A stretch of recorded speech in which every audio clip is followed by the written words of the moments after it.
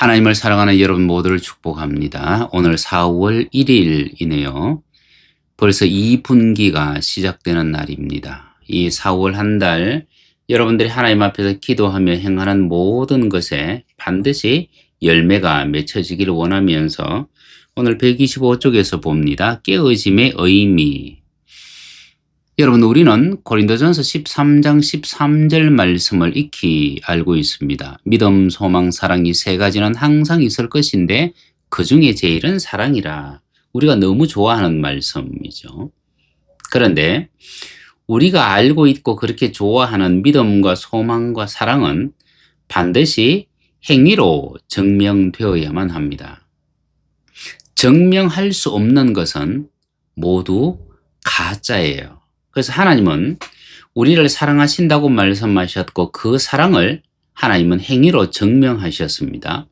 아들 예수 그리스도를 이 땅에 보내주셨고 그 아들은 낮아지셨고 그리고 자신을 깨트리셨고 그리고 성령 하나님은 정말 겸손하게 우리 가운데 임하셨습니다. 이것이 하나님 당신의 사랑을 증명하는 방법이었습니다.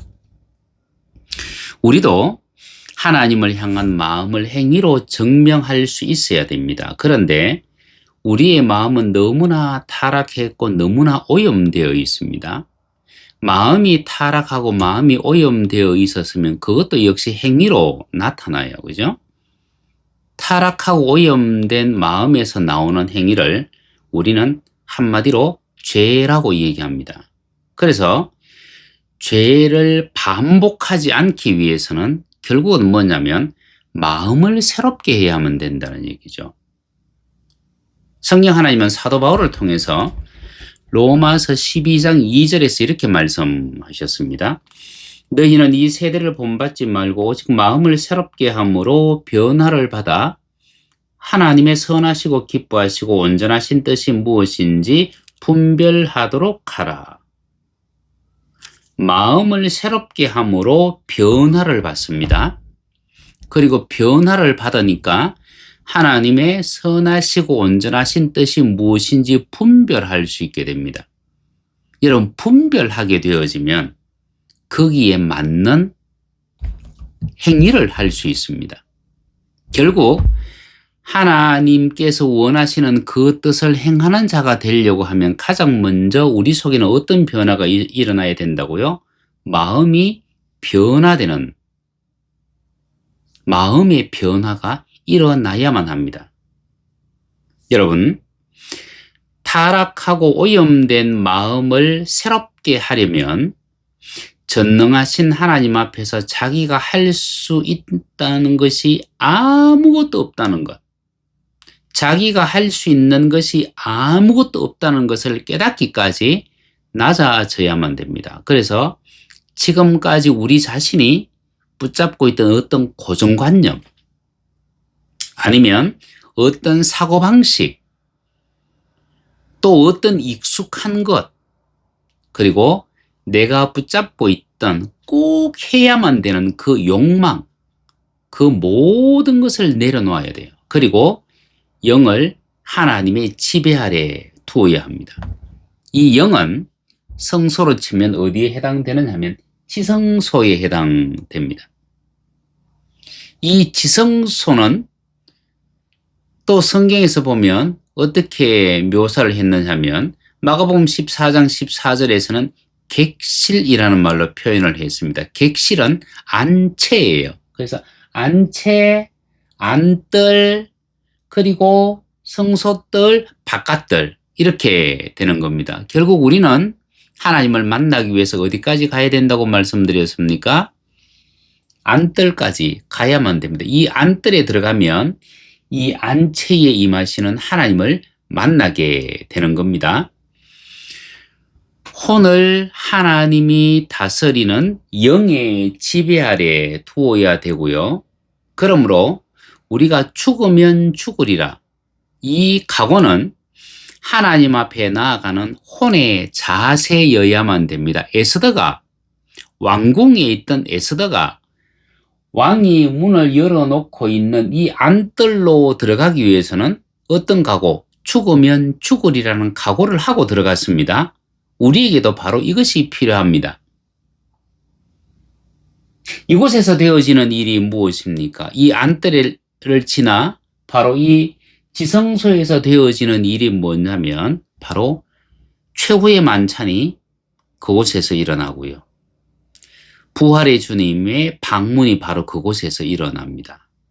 그런데 그곳은 어떤 곳이냐 하면 영과 혼이 지성소와 성소가 하나가 되어 있는 곳이에요. 결국 우리는 이 성소에 들어감으로 말미암아 지성소에 임하시는 하나님을 만나게 되는 겁니다.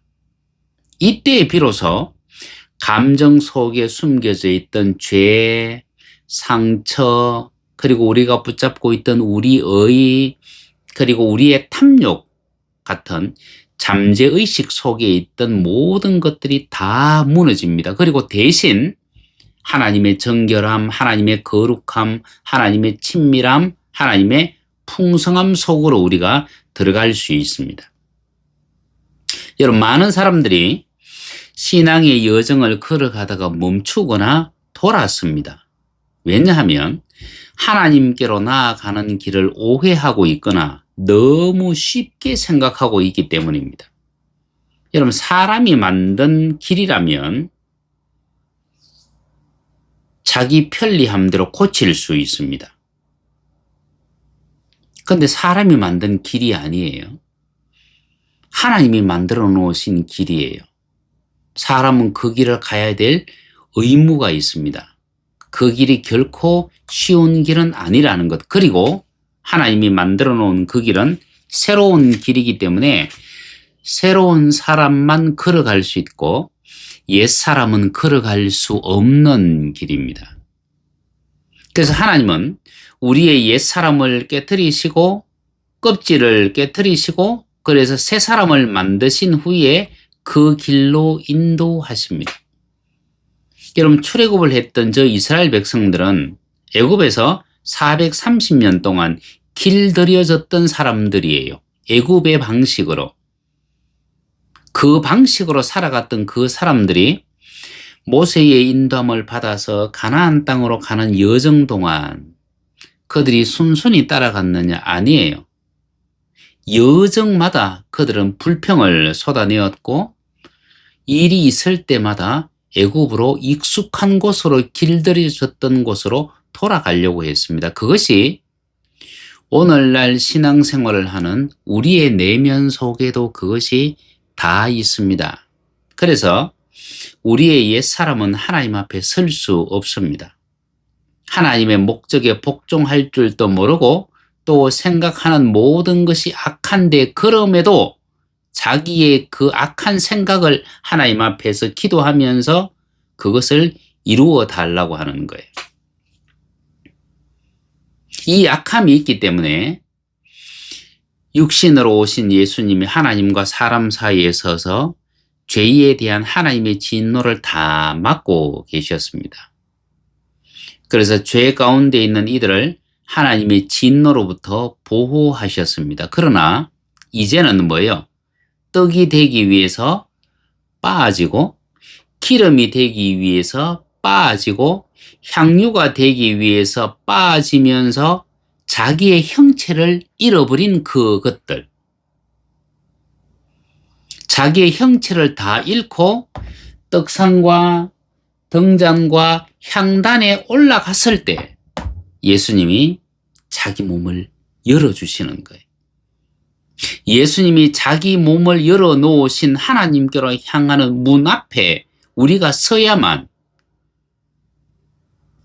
하나님이 우리를 받으시는 거예요. 떡이 되고 기름이 되고 향이 되기 위해서는 모든 껍질이 벗겨진 후에 어떤 것도 숨지 못하도록 우리가 철저히 부서져야만 합니다.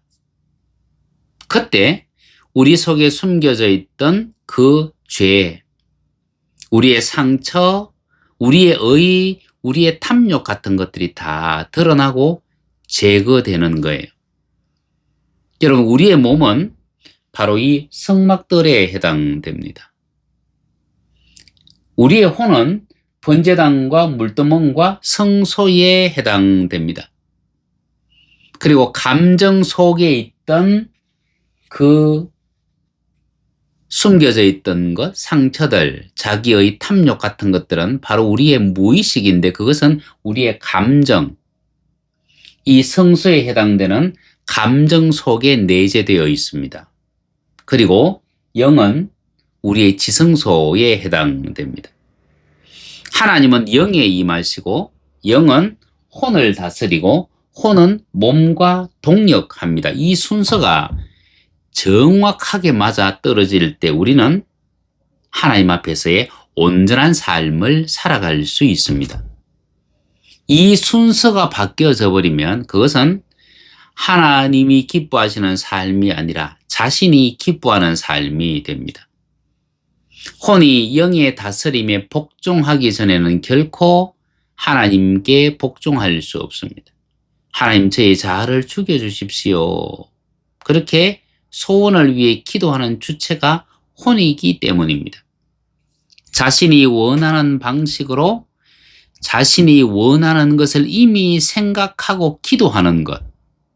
여러분, 그것은 자기 의이고 자기 탐욕이고 하나님을 도구화하는 것이지 결코 자기를 죽이려는 자세가 아니기 때문입니다. 여러분, 우리는 하나님 앞에 하나님, 우리의 소원을 이루어 주십시오라고 기도하는 것이 아니라 하나님, 저를 통해서 하나님이 하실 일이 무엇입니까? 라고 묻는 지혜가 오늘을 살아가는 모든 그리스도인들에게 꼭 필요합니다.